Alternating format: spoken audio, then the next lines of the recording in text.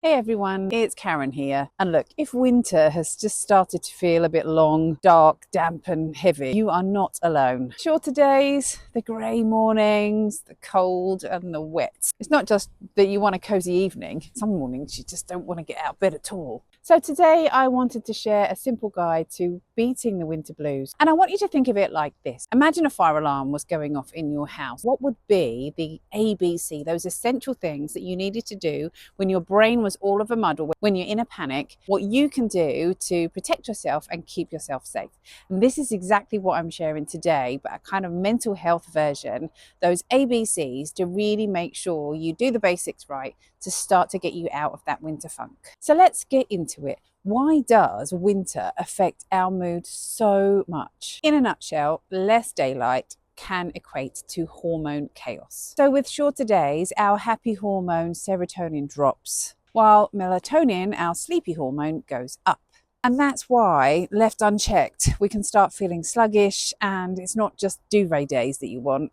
It's duvet weeks. We're at that level of unmotivated. Add to that, if you are perimenopausal or menopausal, then that could just intensify all of those feelings. And there are other hormones at play here too. Our cortisol levels can get out of whack.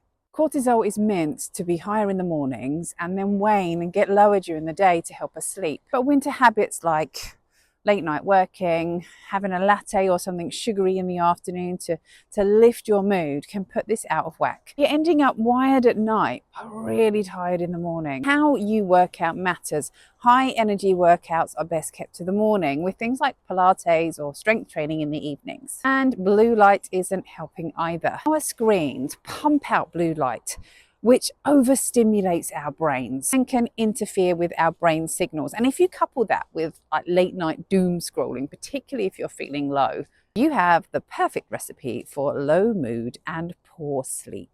And then, of course, that biggie, vitamin D levels drop. We need sunlight, we need daylight for our vitamin D levels. Sun is our main source of vitamin D, and if you live anywhere north of Birmingham, you're just not going to be getting enough. So vitamin D is linked to low mood, low immunity and fatigue. So of course, winter feels heavier. So what is your action plan to really help with that low winter mood? Well, number one, make movement a non-negotiable. Now, I knew you probably would guess that would come from me. I want you to think of it as your seasonal medicine. Pilates, a brisk walk, dancing around your kitchen, strength training, all these types of exercise have been proven to boost your mood. It boosts serotonin, that happy hormone. And morning movement in particular helps your cortisol to go in the right direction. Number two, get outside, even if it's for just 10 minutes. And hey, do that brisk walk outside before midday to really max out on those daylight benefits. Even on a day like today where it's grey and really cold, it's just going to energize you. And even if you have to force yourself out to do it, think of it like your morning cup of coffee, just waking you up for the day. You could do the school run on foot or take a pre-lunch lap around the block. And before noon is absolutely best for the biggest hormone balancing effect. Number three, prioritize your sleep routines. Softer lights, switching off blue light an hour before you go to bed, or getting some of those glasses that do that for you. A little gentle movement and a book or a puzzle instead of your phone or the TV. Your brain will thank you for it. Nourish your mood. Food really affects your brain chemistry. If you're struggling with your mood, some non-negotiables are making sure you're getting enough protein. Think about getting protein with every meal, because that protein helps your brain to synthesize the happy hormones, especially getting protein in with your breakfast or before midday.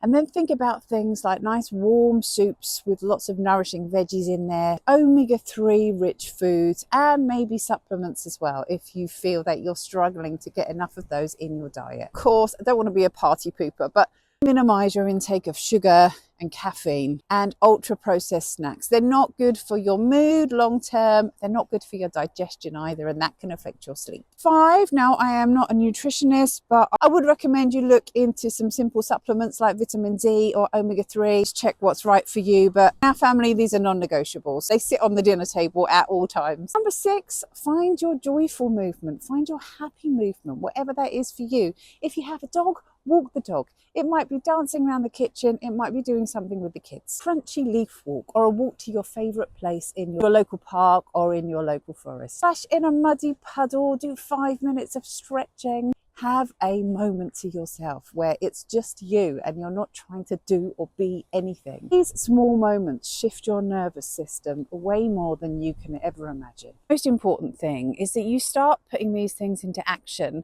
before you get into that deep slump. Because, and I speak from experience, once that winter slump hits, it's so hard to get out of it. A little daylight, a little movement, nice meetups with friends completely change how winter feels. Think of winter like Pilates. Better alignment, small consistent actions, and a lot of support. Everything starts to feel that bit easier. If you are local to Epping and want support staying energized and strong through winter, do look me up for my local Pilates classes. If you're not local to me, where is always my online health hub where I teach Pilates and fitness classes and help you with that bit of accountability as well to keep you on track. Come as you are. We will get through winter together, one small step at a time. Like this video and subscribe for more Pilates and well-being tips. See you in the next one.